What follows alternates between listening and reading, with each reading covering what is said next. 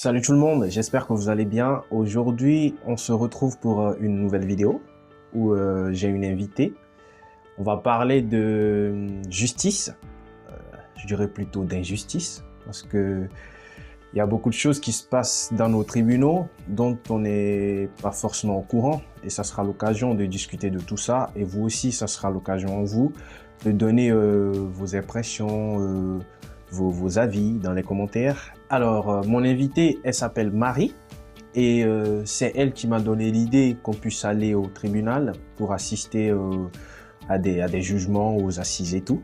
Et donc, j'ai eu l'opportunité d'aller avec elle et aujourd'hui, on va en discuter. Donc, je vais te laisser la parole, Marie, pour nous dire à peu près ce que tu as pu voir au tribunal quand on est allé et ensemble on va essayer de discuter sur le sujet. Eh bien, j'ai vu comme d'habitude à chaque fois que je vais au tribunal, et j'ai dû y aller pour mon cas personnel puisque je suis une ancienne victime moi-même, la victimisation. Ces messieurs se victimisent, c'est pas de leur faute, ils n'y sont pour rien.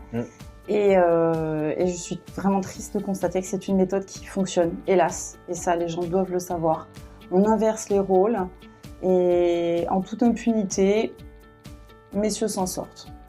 Donc en gros, ils le savent, on pourrait dire qu'ils le savent. Hein. Ils savent que quand ils vont se victimiser, bah, les juges, soit les magistrats, ils vont se focaliser sur ce côté du truc pour dire non, voilà, et ils ont subi des choses dans leur enfance, et ils n'ont pas été bien dans leur enfance et tout. Et donc c'est à cause de ça qu'ils le font, alors que de l'autre côté, on a aussi les victimes qui ont subi également. Et normalement, selon le principe, c'est pas eux les victimes, mais les vraies victimes, on les soutient pas ou soit on les défend pas en tant que ça. Mais tu as pu voir par toi-même, les victimes n'étaient pas là.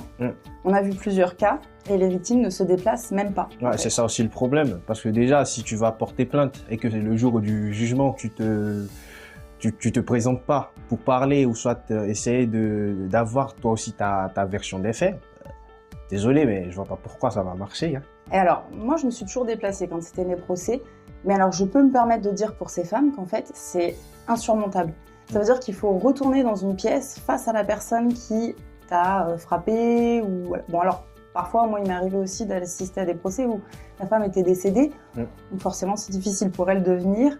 Mais même là, par exemple, les procès où nous étions, je pense que la difficulté d'affronter les choses, c'est vraiment, quand on est victime de violences comme ça, inouïes, c'est une punition de devoir y retourner, vraiment. C'est comme si à chaque fois, tu rebaignais dans l'eau sale, tu vois. C'est un peu comme si tu revivais tout ce qui s'est passé, Exactement. Un peu comme un traumatisme, quoi. Bien sûr, tu vas la peur au ventre, donc je peux comprendre qu'elle ne se déplace pas. Ok, parfait. Et donc, on va s'y lancer. Hein. Quand on était allé, on a suivi un procès où il y avait un homme qui maltraitait sa femme. Son ex. Son ex-femme, voilà, justement. Qui était assez violent, on l'a vu, qui lui a attrapé la gorge, qui l'a menacé. Je vais te tuer à main nue, je vais t'étrangler, beaucoup de choses. Et même, il a eu à le plaquer contre le mur aussi. Et vu la manière dont les choses se sont passées là, j'aimerais quand même qu'on revienne sur les faits. Si si les souvenirs ils te reviennent, essaye d'en parler aussi.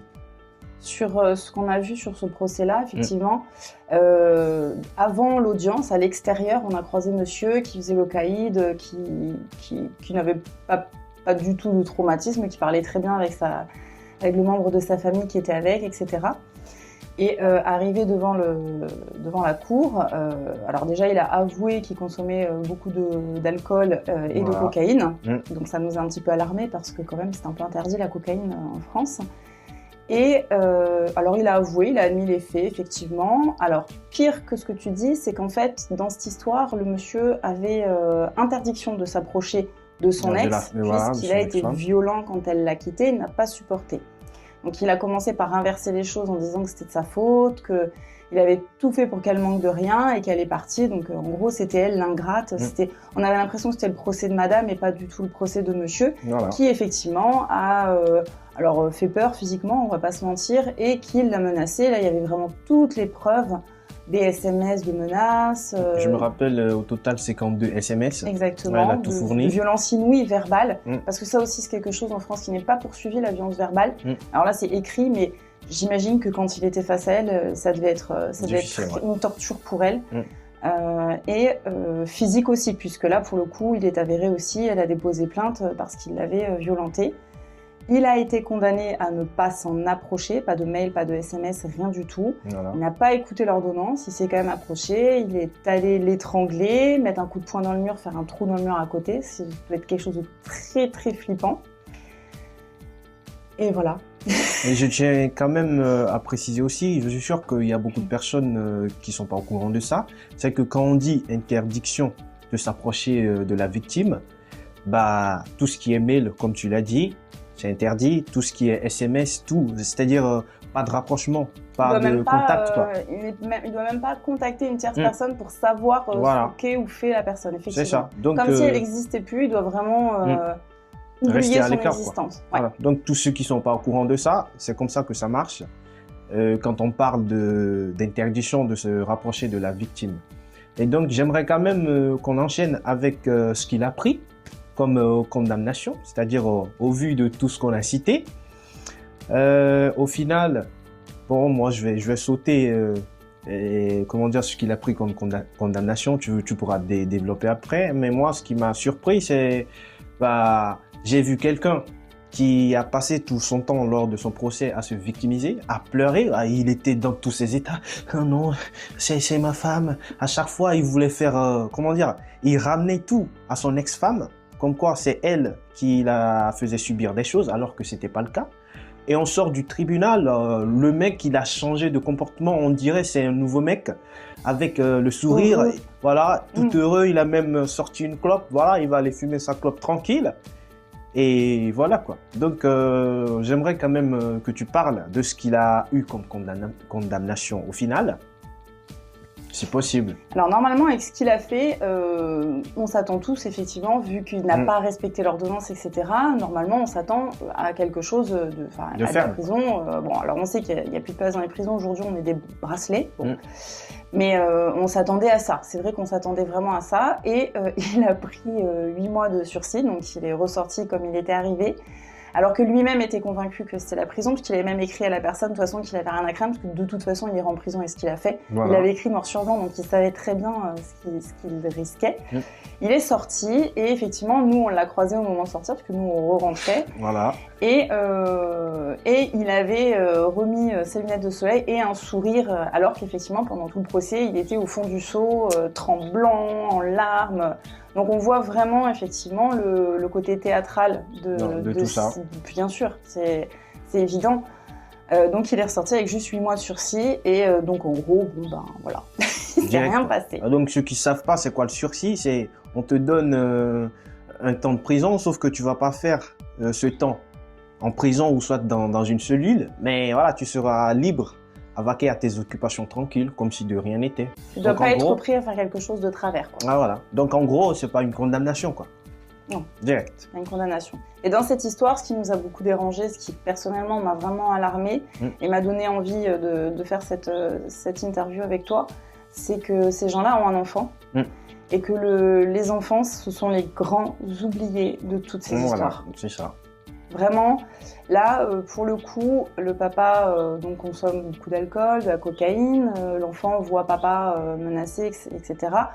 La justice et bon nombre de pédopsychiatres, moi j'avais un pédopsychiatre qui disait ça aussi, ne veulent pas de rupture de lien entre enfants et parents, quand c'est comme ça. Quand un père est dangereux, violent, menaçant, ils ne veulent pas de rupture de lien parce que ce serait dramatique pour l'enfant.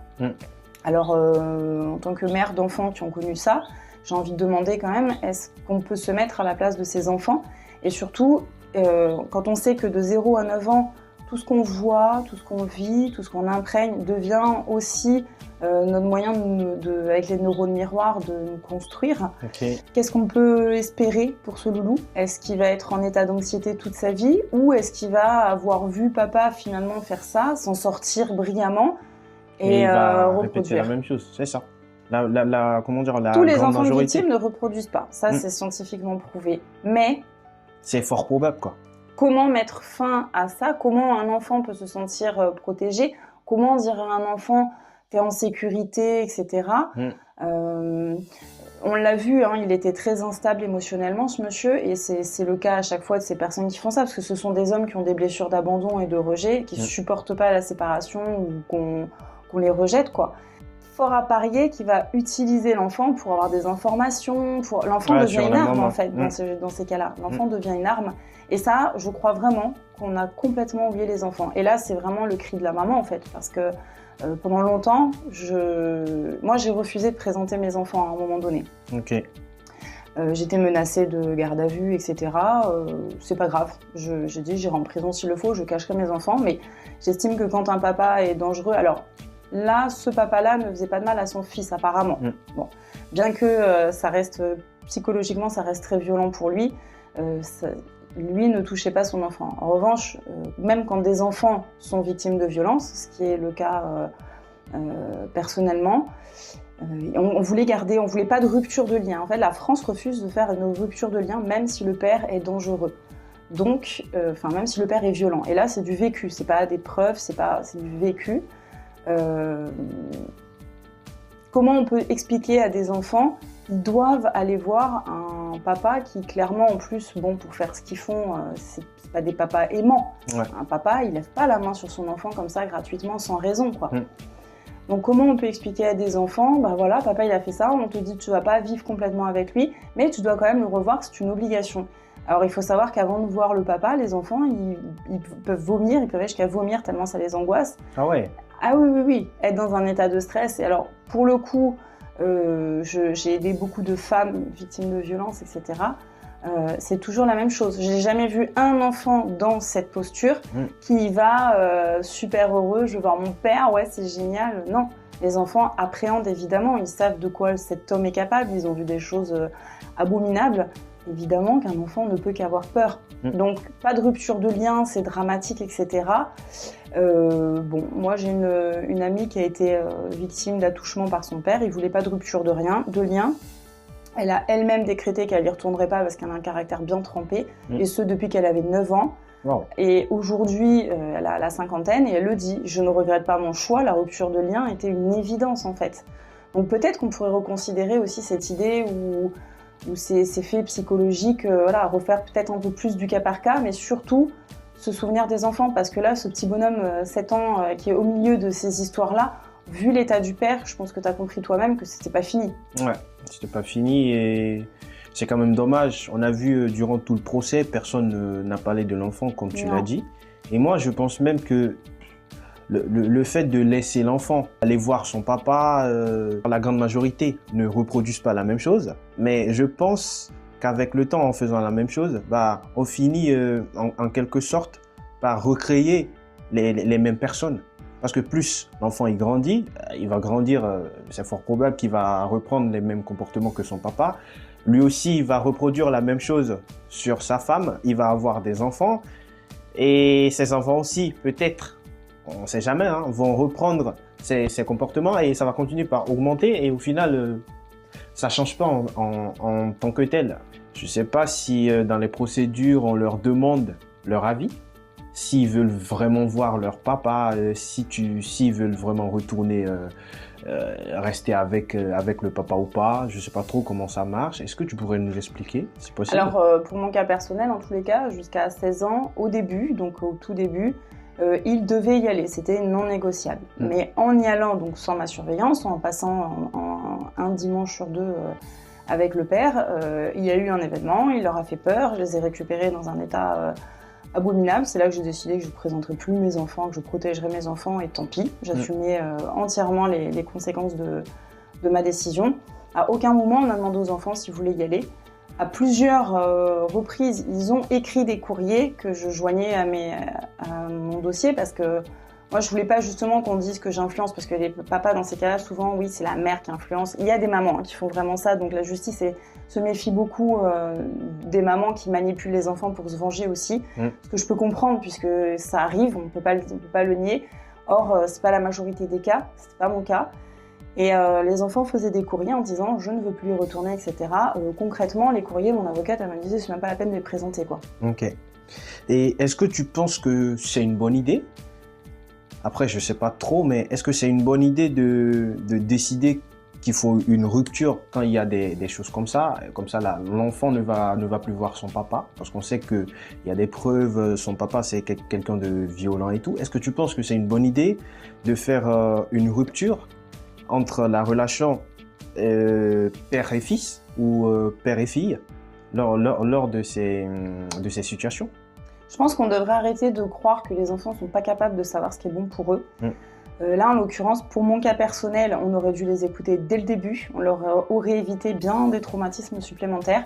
Pour le cas du jeune homme là, de ce procès dont on parlait au début, je pense très sincèrement, après là c'est mon avis personnel de maman, que ce monsieur aime quand même son enfant, lui a jamais levé la main dessus ni rien. Il avait l'air quand même lui, en tout cas, d'aimer son enfant. Je pense qu'on aurait dû l'obliger à avoir plusieurs séances avec son enfant devant un pédopsychiatre et que ce pédopsychiatre soit dédié à expliquer les conséquences sur l'enfant de son comportement. Devant l'enfant? Oui. Ok. Oui, que cet homme se rende compte du drame psychologique qu'il inflige à son enfant. Il le disait quand il avait son enfant, il l'a dit à un moment donné, il dit, oui, quand j'ai mon fils, il me parle d'elle avec le nouveau copain, c'est infernal, j'ai envie de les tuer. Il disait ça. Qu'est-ce qu'il dit devant l'enfant? Qu'est-ce qu'il dit ce monsieur devant l'enfant? Vu son attitude, tu l'as vu toi-même. À ton avis, tu crois qu'il dit à l'enfant, oui, mais c'est bien, tu es un beau-père, non. C'est normal que maman refasse sa vie? Bien sûr que non, il dit pas ça. L'enfant, il est au milieu d'un carnage humain, c'est inadmissible. Inadmissible. Donc je pense qu'on devrait, oui, dédier, alors déjà sanctionner mieux, parce que je comprends pas qu'on étrangle une personne et qu'on s'en sorte comme ça. Voilà. Moi je m'attendais pas du tout à ça et j'avoue que je suis restée scotchée sur ma chaise. C'était un peu choquant. Ah oui, c'était choquant. Mais de voir aussi que finalement, personne ne lui a dit, même ne serait-ce que dire de manière pédagogique, mais monsieur, votre enfant, au milieu de tout ça, vous y pensez un petit peu, vous vous rendez compte de ce que vous lui imposez? Quand il l'a étranglé, ils ont bien expliqué la scène, quand il a étranglé la maman, l'enfant était là à côté avec son petit livre. Et il voyait. À 7 ans, un papa étrangle maman devant, ça choque personne, on sort comme ça avec du sursis du tribunal. Non, faut que ça s'arrête. C'est dramatique. Vraiment, et c'est là même qu'on voit vraiment le laxisme de notre justice. Et c'est pour ça, je tiens quand même à inviter tous les Français, parce que je trouve que c'est très important, qu'ils aillent au tribunal, aller voir eux-mêmes. Parce que là, on est en train de parler, ils vont penser que peut-être on dramatise, mais dès qu'eux-mêmes, ils seront présents dans la salle et qu'ils voient la manière dont les choses se passent et la manière dont la justice est rendue, ça pourrait aussi les réveiller, beaucoup plus les réveiller, et on pourra passer à l'action ou essayer de trouver des solutions. Je ne sais pas ce que tu penses de ça. Alors, je pense que c'est vital que les Français se déplacent et aillent voir ce qui se passe dans les tribunaux. Le premier jugement qu'on a vu ce jour-là, je ne sais pas si tu te souviens, c'est un monsieur qui avait menacé son ex-compagne devant son fils avec un fusil. Oui, c'est ça. Il est ressorti aussi comme il était arrivé, donc tout va bien, tout va bien. L'enfant, pareil, le grand oublié de l'histoire. Il ne faut pas oublier quand même que ces 10 dernières années, c'est plus de 1000 victimes, donc plus de 1000 morts suite à des violences conjugales. J'ai plus le chiffre, le pourcentage sur le nombre de personnes qui étaient avec un ex-conjoint, mais il me semble que c'était 50-50. Donc c'est un ex qui vient tuer son ex, donc. Que ça a augmenté de manière exponentielle, que c'est de pire en pire, qu'on ne prend toujours pas en charge la violence psychologique qui, pour beaucoup de victimes le disent, est pire, mais vraiment pire que la violence physique. Beaucoup disent qu'elles préfèrent largement la violence physique, alors, ce qui est inadmissible de dire ça, mais la violence psychologique détruit énormément, on ne le considère toujours pas aujourd'hui, on ne considère pas suffisamment les enfants, et les chiffres, ils sont alarmants. On va essayer de voir, là j'ai quelques chiffres, les homicides au sein du couple. En 2019, on a on a 146 femmes et 21 hommes tués. En 2020, on a 102 sur 23 hommes tués, donc 102 femmes. En 2021, 122 femmes, 21 hommes tués. En 2022, on a 118 et 27 hommes tués. On a en 2023 96 femmes et 23 hommes tués. En 2024, on a 107 femmes tuées par leur partenaire ou leur ex-partenaire, comme tu l'as dit. Et là, on voit même, en fonction des chiffres, c'est toujours plus de femmes et moins d'hommes.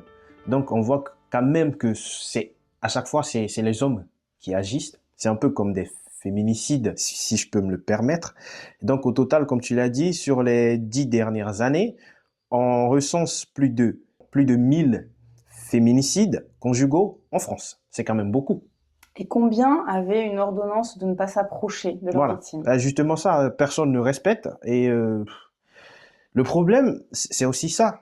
Malgré qu'ils ne respectent pas cette interdiction de s'approcher de leur ex-femme ou de leur ex-conjointe, bah, on fait rien. On compte les morts.